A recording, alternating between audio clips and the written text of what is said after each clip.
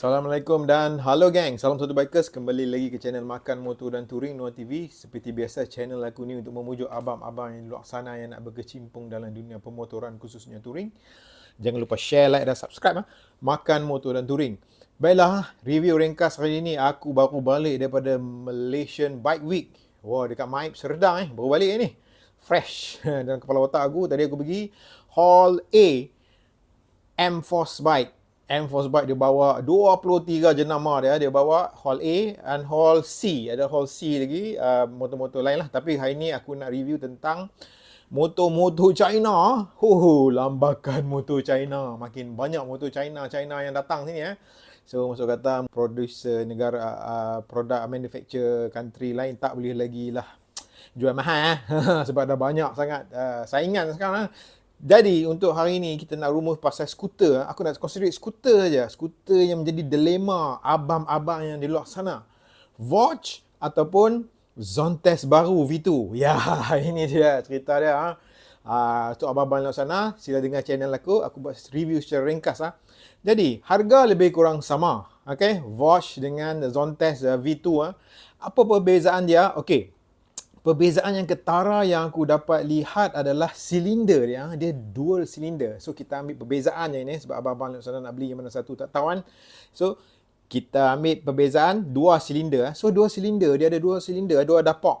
Zontes ada satu dapak. Vogue ada dua silinder. Zontes ada satu dapak.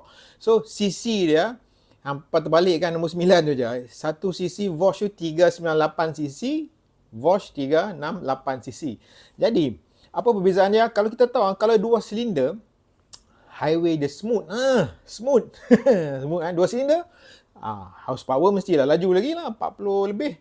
Dia punya horsepower pada 8,000 RPM berapa tau. Nanti aku tulis di bawah ni. Dan juga untuk ni 30 lebih sajalah untuk Zontes. So, kita buat perbezaan di atas kertas. Memang menang dekat Vogue lah kan. Dan pada abang-abang saya yang belum tahu, Vogue ni adalah jenama daripada manufacturer Longchin. Longchin ni company China yang memproducekan ataupun OEM barang-barang motosikal BMW Motorrad.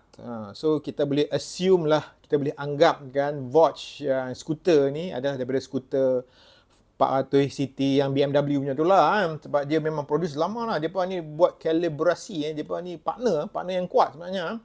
Engine parallel twin, bukan engine boxer, engine parallel twin. Okay, so kita boleh anggapkan macam tu. Tapi yang skuter BMW tu satu silinder, yang ni dua silinder dua silinder. Campur yang kita bandingkan dengan Zontes tu satu silinder. Satu silinder.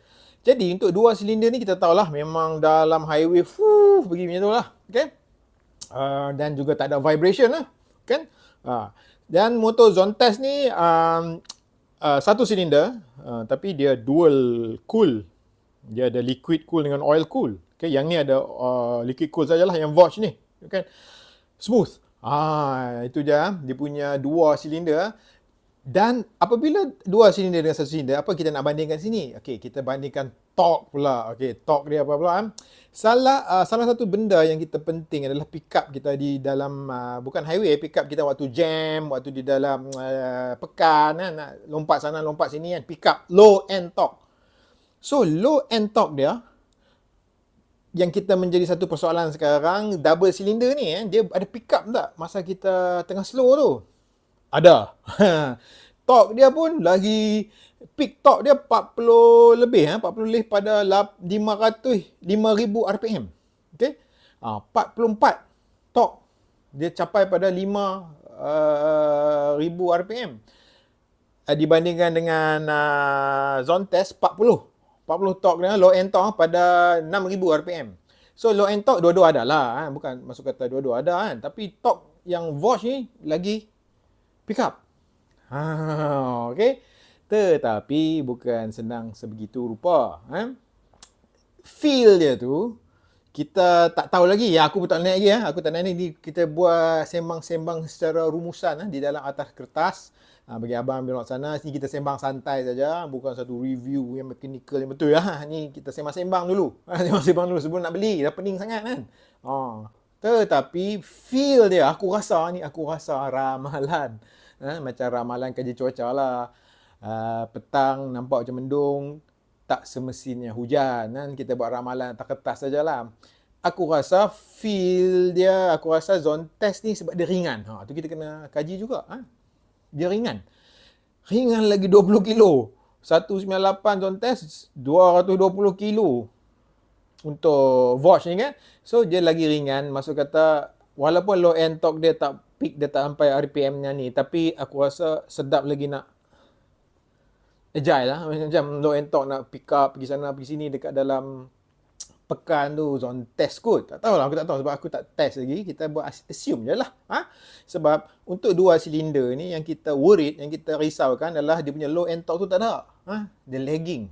Dia lagging tau macam. Okay, itu perbezaannya nyata lah. Itu yang kita dah highlight di sini.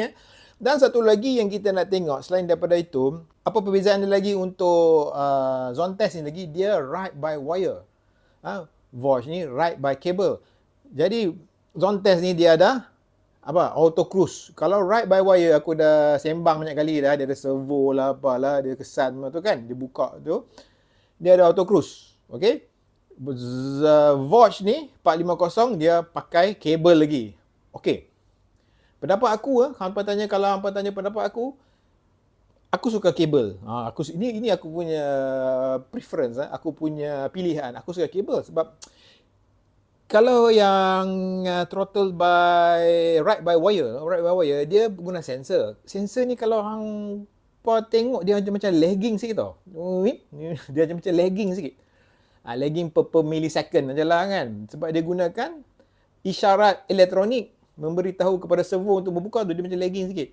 Kabel lagi mantap sebenarnya lah untuk abang-abang yang raw tu lah, yang suka kabel kan.